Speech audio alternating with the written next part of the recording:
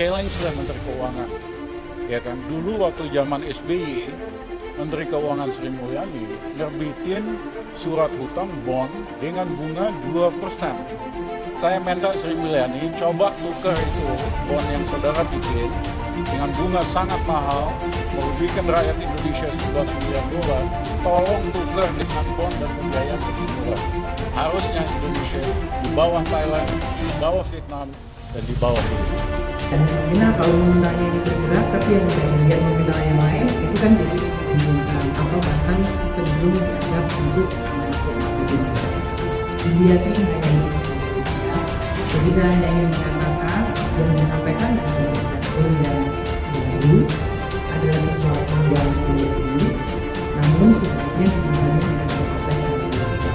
Apakah orang kita itu mampu untuk menjelaskan aktivitas Indonesia waktu dia mengalami tekanan komunitas jatuh, ekspor negatif tahun 2014-2015, apakah yang mampu membangun infrastruktur, apakah kita mampu membangun kemiskinan, apakah kita bisa menjaga pertumbuhan ekonomi, itu semuanya kan tujuannya. Jadi kalau cuma melihat dari utama saja, itu gilanya korupsi di negara kita ini. Belum yang lain, sehingga saya katakan bahwa korupsi, saudara sekarang noleh kemana aja ada korupsi kok. Noleh nih ke hutan, ada korupsi di hutan. Noleh ke udara, ada pesawat udara, korupsi di Garuda. Ada asuransi, wah ada asuransi. Koperasi, korupsi. Semua ada korupsinya. Nah ini sebenarnya mengapa kita dulu melakukan reformasi.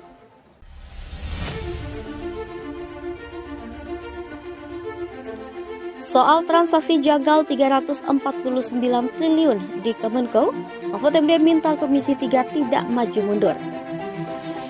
Transaksi janggal 349 triliun di Kementerian Keuangan masih menjadi perhatian serius Menteri Koordinator Bidang Politik Hukum dan Keamanan Mahfud MD. Dia bakal memastikan akan hadir saat undangan Komisi 3 DPR sudah pasti. Jadwal Komisi 3 DPR menggelar rapat dengan pendapat dengan Komite PPBU, seperti Menko Polhukam Mahfud MD, Menteri Keuangan Sri Mulyani, dan Kepala PPATK Ivan Yustifandana, mulanya dijadwalkan pada Jumat 24 Maret. Namun jadwal diubah menjadi Rabu 29 Maret lantaran fraksi dan anggota masih turun ke daerah pemilihan masing-masing. Untuk itu, Mahfud secara tegas meminta Komisi 3 DPR tidak lagi mengubah jadwal RDP dan dirinya memastikan bisa hadir. Tak hanya itu, dia juga menantang sejumlah anggota Komisi 3 DPR RI yang selama ini vokal dengan dugaan aliran dana jumbo di Kemenko tersebut. Dia meminta mereka untuk tidak absen agar semua menjadi terang benderang.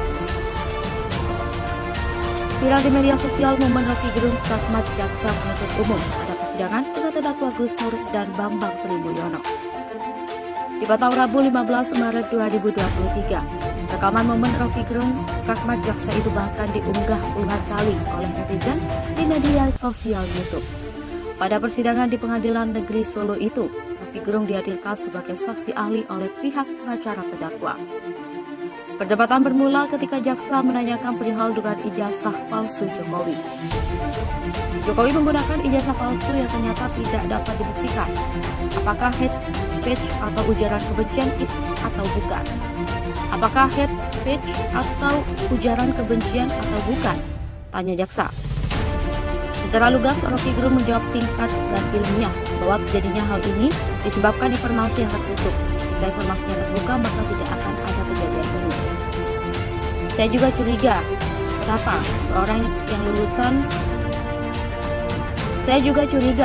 seorang yang lulusan universitas tidak bisa berpikir abstrak, tidak bisa memberikan konseptual. Kata Rocky, perdebatan semakin sengit antara Rocky dan JPU.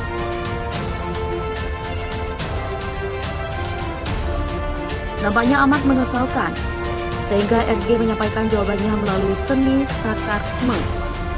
Namun JPU mungkin tidak paham sarkasme, majas atau metafor sebagai ungkapan sindiran, ungkapan kekesalan atau rasa amarah RG.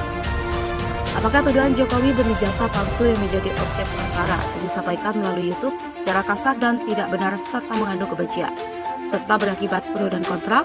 Menurut pribadi ahli hal ini benar atau tidak? Tanya jaksa. Perlu diuji dulu karena informasi tertutup yang membuat adanya perkara ini, tegas Rocky. Jaksa kemudian mencecar lagi dengan pertanyaan serupa. Pada momen inilah Rocky skakmat jaksa atas pertanyaan itu. Saya heran, apa yang kalian pelajari di Fakultas Hukum? Kalian hanya belajar undang-undang, bukan belajar hukum, kata Rocky dengan nada sarkas. Sarkasme yang disampaikan oleh Rocky disampaikan dengan nada tinggi.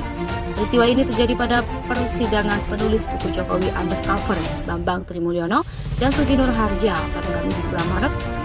Rocky dihadirkan menjadi saksi ahli. Pada sidang terdakwa kasus ujaran kebencian, dugaan hoaks ijazah palsu Presiden Joko Widodo dan penistaan agama ini dijaga ketat polisi. Sidang kedua terdakwa kasus ujaran kebencian ini digelar terbuka.